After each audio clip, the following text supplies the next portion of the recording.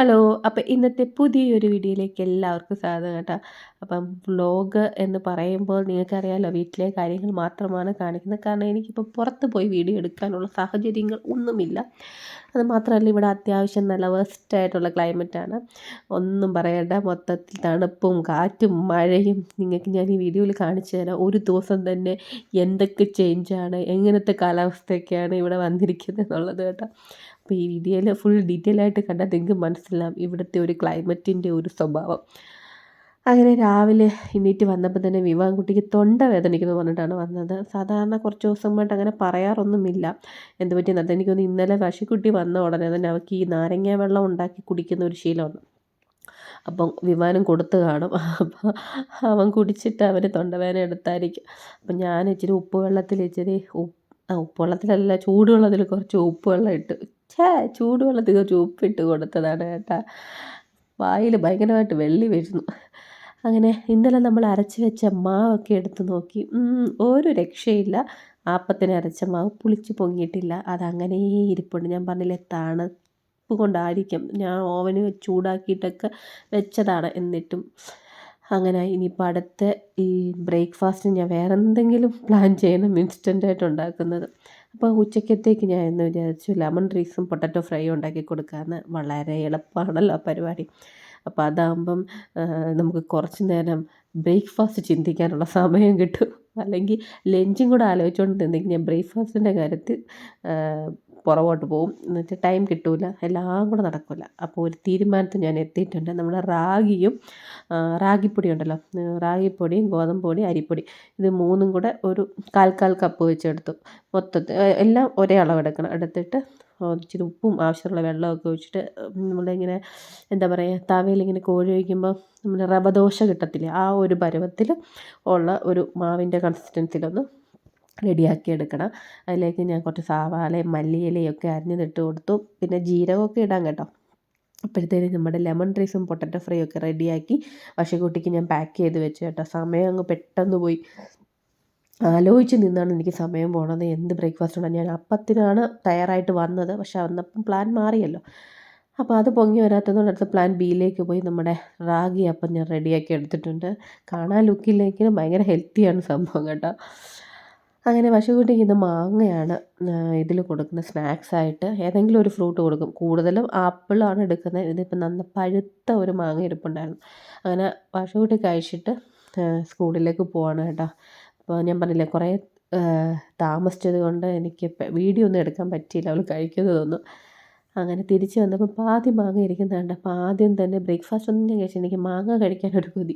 നല്ല ഇങ്ങനെ പഴുത്ത നല്ല മധുരമുള്ള മാങ്ങ നമുക്കിവിടെ ഹാസ്റ്റലിൽ കിട്ടും കേട്ടോ. അപ്പോൾ വിവാൻകുട്ടിയും വന്നത് എനിക്കും വേണമെന്ന് പറഞ്ഞിട്ട് സ്കൂളിലേക്ക് ലഞ്ചിനല്ല സ്നാക്സിന് തരട്ടെ എന്ന് ചോദിച്ചപ്പോൾ അത് വേണ്ട, അവന് ഫേവറേറ്റ് അവൻ്റെ ബനാന തന്നെയാണ്. കാരണം വെളിയിൽ പാർക്കിൽ പോയാണ് കളിക്കുന്നത്. ആ സമയത്ത് ഈ ബോക്സിലൊക്കെ എടുത്തുകൊണ്ട് പോയി കഴിക്കാൻ അവന് പറ്റില്ല. അപ്പോൾ പഴമാകുമ്പോൾ അതിൻ്റെ തൊലി ഉരിച്ച് കളഞ്ഞാൽ മതിയല്ലോ, എളുപ്പമുണ്ടല്ലോ. കഴിക്കുന്നതിനിടയ്ക്ക് കഴിക്കുക, അടുത്ത് ഡസ്റ്റ്ബിന്നിൽ ഇട്ടാൽ മതി. മറ്റേ ബോക്സൊക്കെ ആണെങ്കിൽ കൊണ്ടുപോയി ചെയ്യുന്നതൊക്കെ കുറച്ച് ബുദ്ധിമുട്ടാണ്. അങ്ങനെ സ്കൂളിലൊക്കെ പറഞ്ഞു വിട്ടു. അങ്ങനെ ആ ഒരു സമയമൊക്കെ കഴിഞ്ഞ് പ്രത്യേകിച്ച് എനിക്ക് ജോലിയും കാര്യങ്ങളൊന്നും ഇല്ലായിരുന്നു കേട്ടോ. അങ്ങനെ ഇപ്പോൾ ഈവനിങ് ആയി. വിവാൻകുട്ടി വന്നുകൊണ്ട് തന്നെ ഡസ്റ്റ്ബിന്നൊക്കെ കൊണ്ട് അകത്ത് വെക്കുന്നതാണ് കേട്ടോ. അപ്പോൾ ഇന്ന് ഞാൻ വിചാരിച്ചു എന്തെങ്കിലും ഒരു സ്പെഷ്യലായിട്ട് ഉണ്ടാക്കി കൊടുക്കാനായിട്ട്. ഇപ്പോൾ ഡിന്നറാണ് കേട്ടോ. ഇന്ന് കുറച്ച് നേരത്തെ തന്നെ നമ്മളിപ്പം കഴിക്കുന്നുണ്ടായിരുന്നു. കാരണം ഏട്ടൻ ഓഫീസിൽ നിന്ന് വരുന്ന സമയത്ത് ലേറ്റ് ആകുമായിരുന്നല്ലോ. അപ്പോൾ ഏട്ടനില്ലാത്തത് കൊണ്ട് നമ്മളൊരു 5:30 ആയപ്പോഴത്തേന് നമ്മൾ ഡിന്നർ കഴിച്ചു. അപ്പോൾ ഇന്നത്തെ ഡിന്നർ വീറ്റ് ചിക്കൻ പിസ്സയാണ് കേട്ടോ. ഞാൻ ഉണ്ടാക്കിയതാണ്. അങ്ങനെ അതൊക്കെ കഴിച്ചിട്ട് കുറച്ച് നേരം മൊബൈലൊക്കെ വായി നോക്കിയിട്ട് ഞങ്ങൾ പോയി കിടന്ന് ഉറങ്ങി കേട്ടോ. അങ്ങനെ നെക്സ്റ്റ് ഡേ രാവിലെയാണ്. ഇന്ന് ഇവിടെ സ്കൂളൊക്കെ അവധി പ്രഖ്യാപിച്ചിട്ടുണ്ടായിരുന്നു. കാരണം ഭയങ്കര കാറ്റും മഴയൊക്കെ ആയിട്ട് അലേർട്ടായിരുന്നു. അതിനുശേഷം ആദ്യമായിട്ടാണ് ഇങ്ങനൊരു ലീവ് കിട്ടുന്നത് കേട്ടോ. സാധാരണ എന്നും മഴയും കാറ്റും ഉണ്ടാവും. അങ്ങനെ അവധി കൊടുക്കാനാണെങ്കിൽ 365 ദിവസം അവധി കൊടുക്കേണ്ടി വരും. കാരണം എന്നും ഇവിടെ ഇതൊക്കെ തന്നെയാണ് കേട്ടോ. ഇന്നിപ്പോൾ കുറച്ച് ഹെവി കാറ്റായതുകൊണ്ടാണ് അവർ അലേർട്ട് പ്രഖ്യാപിച്ചത്.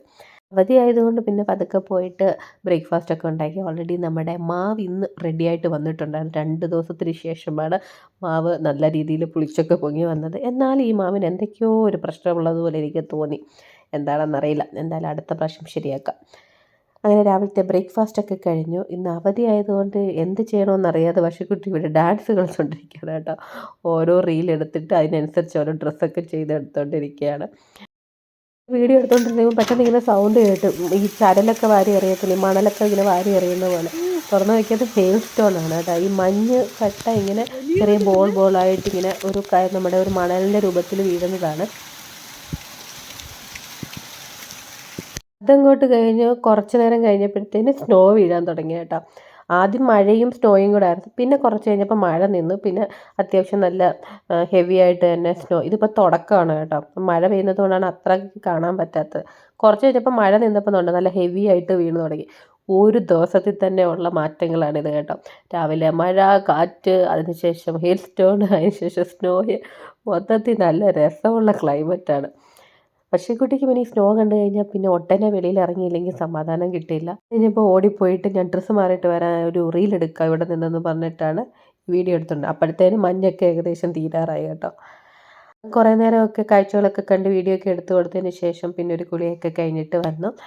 അങ്ങനെ ഇന്ന് രാത്രിയിലത്തേക്കുള്ള ഡിന്നർ ഉണ്ടാക്കി. എന്തെങ്കിലും നല്ല വെറൈറ്റി ആയിട്ട് കഴിക്കണമെന്നൊക്കെ തോന്നി. പക്ഷേ ഒന്നും ഉണ്ടാക്കാനുള്ള ഒരു മൂഡൊന്നും തോന്നിയില്ല. അപ്പോൾ പിന്നെ ചിക്കൻ ഇരിപ്പുണ്ടായിരുന്നു. അപ്പോൾ ഇന്നലെ നമ്മൾ ചിക്കൻ പീസ ഉണ്ടാക്കിയില്ല. അതിൻ്റെ ബാലൻസ് കുറച്ച് ഞാൻ മാറ്റി വെച്ചിരുന്നു. ഞാൻ ചിക്കൻ ബട്ടർ മസാല ഉണ്ടാക്കാനാണ് വിചാരിച്ചത്. പക്ഷേ നോക്കിയപ്പം ബട്ടറും ചീസും ഒക്കെ തീർന്നു. അപ്പം പിന്നെ ഞാൻ ആ പ്ലാൻ മാറ്റി. കുറച്ച് ചിക്കൻ എടുത്ത് ജസ്റ്റ് മസാലയൊക്കെ ഇട്ടിട്ട് നമ്മൾ കബാബ് സ്റ്റൈലാക്കിയിട്ട് അതിൻ്റെ മുകളിൽ കുറച്ച് ഒണിയൻ ഇട്ട് കൊടുത്തു. ശരിക്കും പറഞ്ഞാൽ തക്കാളിയും ഒണിയനും എല്ലാം കൂടെ ഒന്നിച്ച് മാരിനേറ്റ് ചെയ്ത് ഇട്ടിരുന്നെങ്കിൽ വേറൊരു നല്ല ടേസ്റ്റ് കിട്ടിയേനേമായിരുന്നു.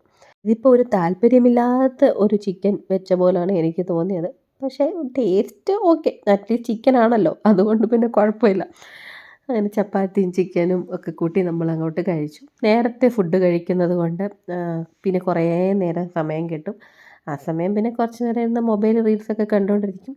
അങ്ങനെ പ്രത്യേകിച്ച് ഇനി വേറെ ഒന്നുമില്ല. അപ്പോൾ ഇന്നത്തെ വീഡിയോ ഇത്രയേ ഉള്ളൂ. ഇഷ്ടപ്പെടുവാണെങ്കിൽ ലൈക്ക് ചെയ്യുക, ഷെയർ ചെയ്യുക, സബ്സ്ക്രൈബ്